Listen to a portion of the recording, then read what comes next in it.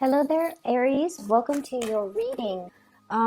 First of all, when I was shuffling out the cards, I see this bell, and it's huge. It's a really big golden bell, and it has like a little bit of a stand, so it's kind of hanging on the stand. And I see mountains on either side of it, and somebody comes up and rings the bell, like they pull a string, and then the bell I guess wobbles back and forth, and then it makes a ringing sound, a huge ringing sound, and then it zooms out, and there's like the ocean, and I see a bunch of dolphins just kind of gliding across the water, going towards the bells. So that's the message, that's the image that I was getting. And instinctively, the message that I got was, dolphins are really, really smart animals, and they know how to communicate with each other. And the fact that they're all converging and moving in one direction towards something that's guiding them towards the bell.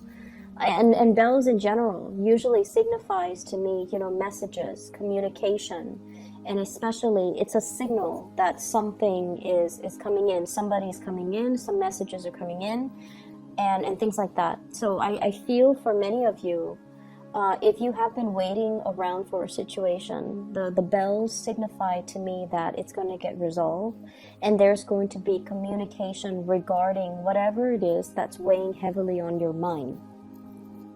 So, first of all, from the spread, what I feel is there's a love connection here.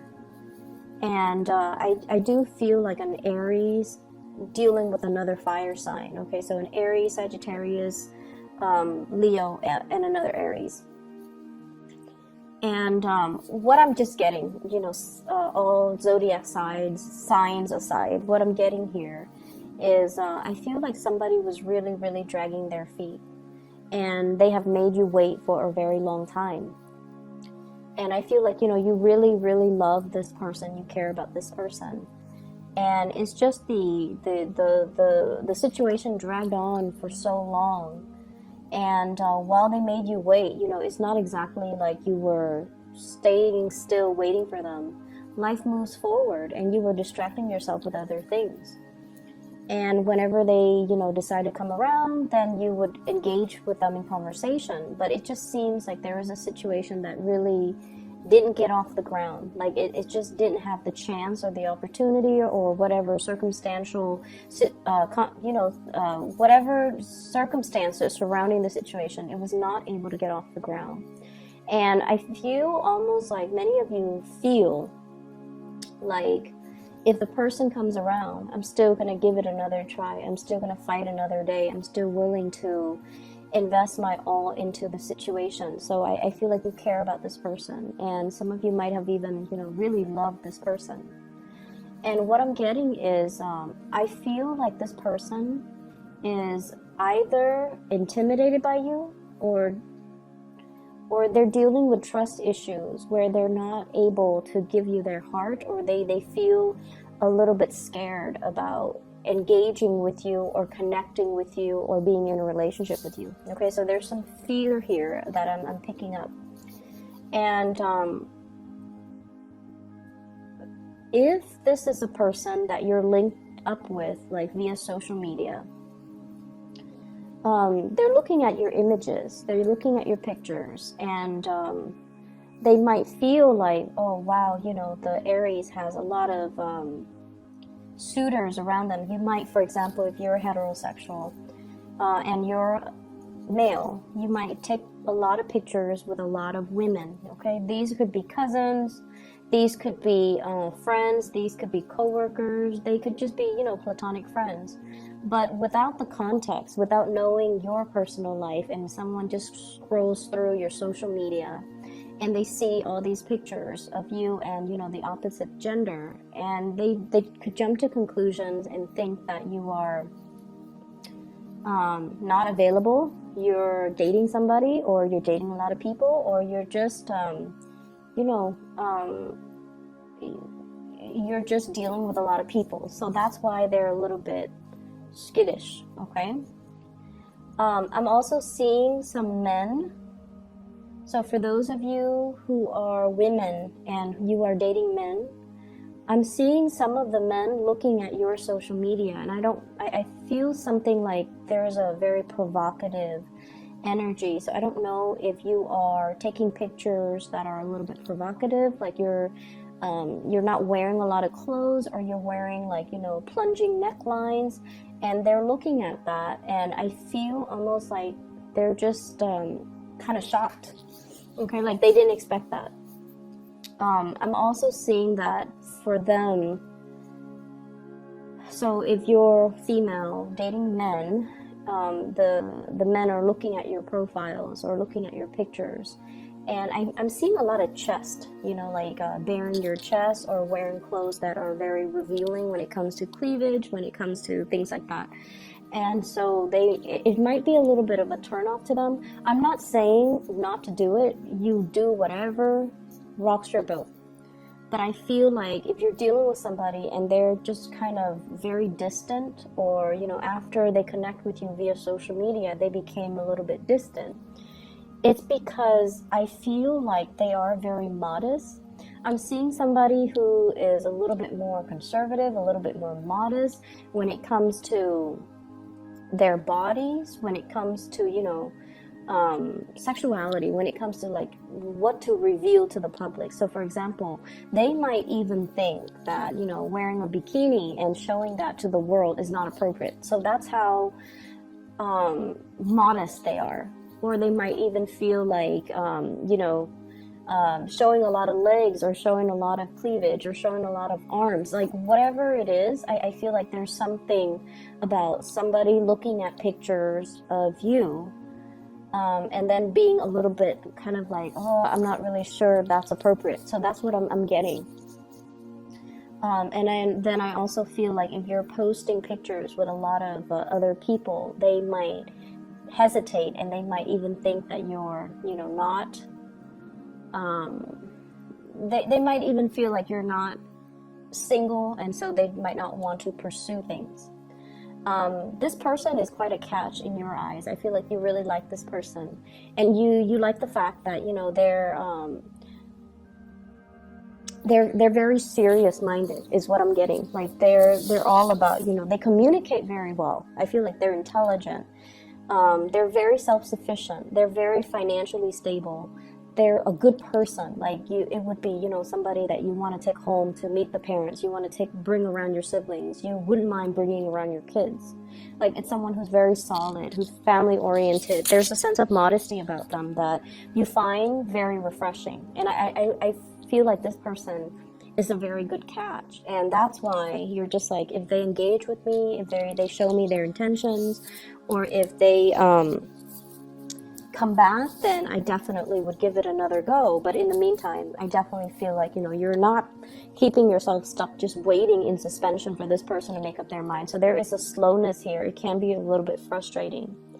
And I also feel like, you know, if someone makes you wait for so long and they're not giving you like clear, concise messages or clear and concise direction or intentions, it can feel like the love is starting to kind of trickle out, okay? It's like it's running low on love. It's running low on passion. But I feel like you're still willing to give this another go. I'm also feeling as well, for some of you, especially if you share children with, you know, an ex, there are situations here where I feel we're heading into the holiday season. So if you're in a co-parenting situation, it can be a little bit complicated. My advice for you is, you know, don't be on the defensive when communicating with the ex. Don't be on the defensive when trying to split up responsibilities, you know. For example, the child, your child might want to spend time with their father. And you're just like, but no, but we planned this whole, you know, holiday get together. So make sure that you kind of work out the details. And I would say early on, and then stick to them. So, you know, don't wait until the last minute to try to scramble and try to figure out what to do, because by that time I feel like you have you would have already, you know, like invited guests or planned something, and then they kind of put a little bit of a wrench in the works when it comes to your plans. Okay, so I do see co-parenting issues coming into the picture, especially if you have children under the age of 10. I feel like it can be a source of contention between you and another person. I almost feel as well there could be, you know, like you and an ex that chipping in. So this is a smooth energy, chipping in to get something very expensive for the children. Okay, so that's like compromising. Somebody might say, you know, the child might need this really expensive item, and you're just like, I don't think that's a good idea, because you're like, they don't need it, you know, they're too young for that. But I feel like there's going to be a compromise reach. Okay, so either way, it's going to be smooth out. So, you know, once again, don't be on the defensive. Ask them follow-up questions. A lot of the times when we have strong opinions about something, so for example, if you have a 4-year-old and your ex suggests, let's get an iPad. I'll chip in half, you chip in half, and you're like, automatically your instinct is like, what does a 4-year-old do with an iPad? Why would a 4-year-old need an iPad? Why would someone even suggest that a 4-year-old gets an iPad? And so your defenses or your thoughts are overriding, you know, just that your emotions pretty much. And I feel like the way that you ask the question, like what are you thinking? Ask them follow-up questions. Just even ask them like, don't you think our child's a little bit too young for electronics? Or I'd rather not have my child be distracted with electronics. I'd rather, you know, them play outside, or, you know, we spend more time with them doing arts and crafts and things like that. So verbalize things. Don't jump to conclusions. Just hear the other side out, okay? And we have to really practice doing that. A lot of the times we have really strong opinions about certain things, the way things should be or should not be. And when somebody kind of puts that into question, I feel like we tend to cut them off or cut off that line of inquiry, when in fact we should explore. Why do you think it's so? Or why do you think, you know, the child needs that? Or why do you think that's a good idea? So ask follow-up questions, and I feel like you're going to arrive at a different way of thinking, or you're going to at least understand where they're coming from. Okay, so I feel there's an element here where we kind of need to let our guard down when we communicate, so that we don't jump to conclusions, don't automatically assume the worst, or, you know, don't I guess like impose ourselves in that situation and not let the other person have their say, or not hear the other person's point of view. Okay, so as a generic message, it just signifies to me that compromise is going to be important. What I feel as well is there's going to be, I see like a lot of people with extended families. You might, for example, your parents might be divorced as well. And, you know, mom has a new family, dad has a new family. You might even have your new family. So there are just so many gatherings. I feel like you're traveling a lot. You're traveling, trying to appease everybody. I don't see you doing it in a stressful manner. I feel like it's well planned out. So I don't see you, you know, like going to mom's at 2 and then scrambling to get to dad's family at 5. I don't see that. But I do feel like there's a lot of travel, a lot of movement, a lot of things happening, and lots of family gatherings that you have to go to. And it's a yearly thing, so I feel like you've already got the system worked out. You've already got your routine, and everything is pretty much planned out. So I definitely see like generations, you know, at least 3 generations, grandparents. There might be the grandparents, the parents, and then you, or you might have your own children. So it's the children, you, and then your parents. But I see like lots of different households. lots of different households. So once again, that message with the bell makes sense because it's calling all the dolphins to come to one location. So it's like, this is where we meet. This is the meeting point, and this is the agreed upon location. But I see them swimming, so they're moving across, long distances in order to be there, in order to be at this exact location at that specific time when the bells ring. The other thing I'm sensing as well in this spread is for those of you who are single,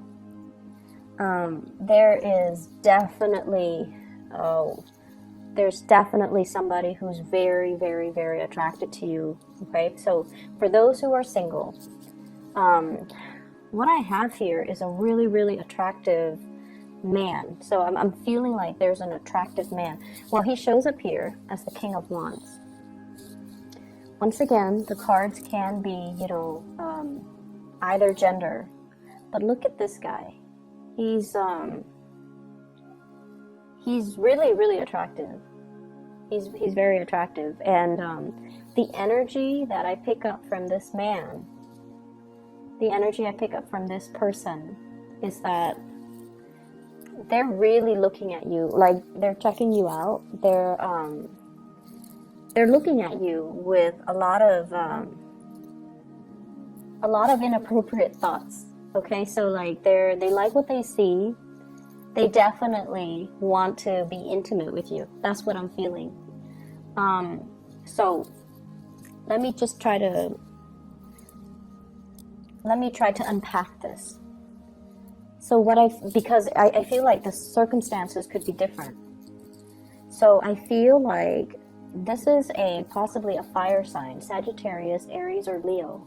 This is someone that is a little bit like outdoorsy. They like to do things outdoors. They like camping, fishing, shooting guns, even going to going hiking. They're very, very athletic, possibly, and they might be into sports. I also see somebody who likes guns. Like shooting guns outdoors or indoors or whatever it is. I'm also feeling somebody who might be in some type of a law enforcement capacity. Okay, so they might wear a uniform, they might wear a gun to work, they might have handcuffs. They are just very, very alpha. Their energy is really strong, they're physically strong, and I feel like they're really very attractive. For those who are single watching this, I'm sensing that, you might have gotten out of a relationship, okay? And I feel like you might have children. You might have gotten out of a relationship. You're doing the co-parenting thing with your ex. And you're just like, I don't want to be bothered. I want to take care of the kids. I want to just, do me, focus on me, climb the corporate ladder. I feel you guys are dressed really, really nice. So I'm seeing people wearing suits. I'm seeing people like you guys, Aries. I'm seeing people wearing suits, wearing silk blouses, high heels. Like you work in an environment that is also very corporate, okay? And you go through your motions and you keep to yourself. I feel you're friendly with people, but you're not overly flirtatious. And I feel like that person is really, really liking what they see. They really like you. They're very attracted to you. They do want to get intimate with you. Okay, and I feel if they've been holding back, you might want to check to see if they're wearing a wedding ring, because I feel like they might be in another relationship, like a serious relationship. Either they're engaged, or they're wearing a wedding band, an engagement band, or they are married. And it's almost like they can. You feel it too when you're around this person. I do see like really, really strong magnetism with this person, and it's almost like they're undressing you with their eyes. It's very inappropriate. Or I don't think they're being inappropriate, but like you can feel it because their desire is very strong. But I feel like they hold back because they're in another relationship, okay? So I see the single Aries, and I see this person who's really attracted to you. But once again, the person is sitting down, holding back, not really making a move. And even though they feel the passion and the chemistry really, really strongly, we have here Ace of Wands. And we also have a relationship here, Four of Wands. I also feel like for those of you who are in a relationship, you might be, you know, the energy could be flipped too. You could be feeling very attracted to another person. And this person, they dress really well. There's something about the way that they dress. They look very regal, like they look very put together.